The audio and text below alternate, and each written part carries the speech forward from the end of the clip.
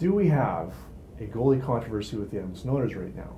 Mikko Koskinen is in the top 5 in both save percentage and goals against average. But Cam Talbot has played very well in his recent starts too.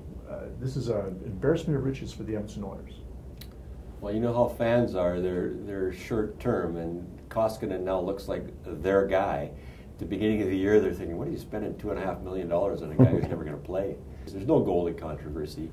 A good situation for the head coach, knowing that he can play either goaltender and be fairly certain that he's going to get a good game out of both goalies, as opposed to the previous 2 years where Cam Talbot would play 80% of the games, and whatever backup they had, whether that was Laurent Brossoit or Al Montoya, there was going to be a drop-off because they didn't play very much. Now he can play both goalies from, I guess the last 50 games. If he wants to play 125, he can. I don't think that'll be the case, because I think one goalie will start to play a little bit better than the other, and he'll play more than the other one. But it's never a bad thing to have two good goalies. It's a more difficult thing having two goalies and neither one of them's very good. And then you're saying, oh, now what do we do? I don't have any confidence in either of the two goaltenders, of which there are a few teams in this National Hockey League. Ken Hitchcock's in a good situation.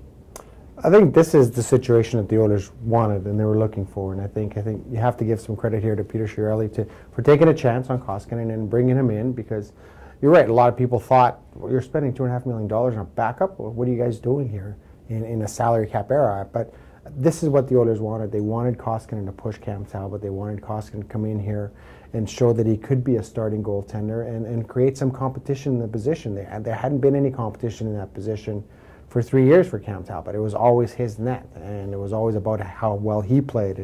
And there was so much pressure on Cam Talbot, because if he didn't play well, then the Oilers weren't going to win. And I think, if anything, Koskinen coming in here relieves some of the pressure on Cam Talbot, because it's not all on him now. Now they have another guy that can come in and play well in stretches. Before, your backup would only play 1, maybe 2 games, and then Talbot would be back in. So he's playing well in stretches, and he's showing early on that he has that ability to be a guy that the Oilers can count on and can play well behind them. So I think this is the exact scenario that the Oilers wanted, and Cam Talbot did struggle for a little bit there, but it looks like he does have his game back. He's recovered his form, and this is a good thing. Now it's up to Ken Hitchcock to kind of find these guys and allow them both to get in and to stay in a rhythm, and I think that's going to be the key now. But as long as the team is winning, I don't think anybody cares who's in net.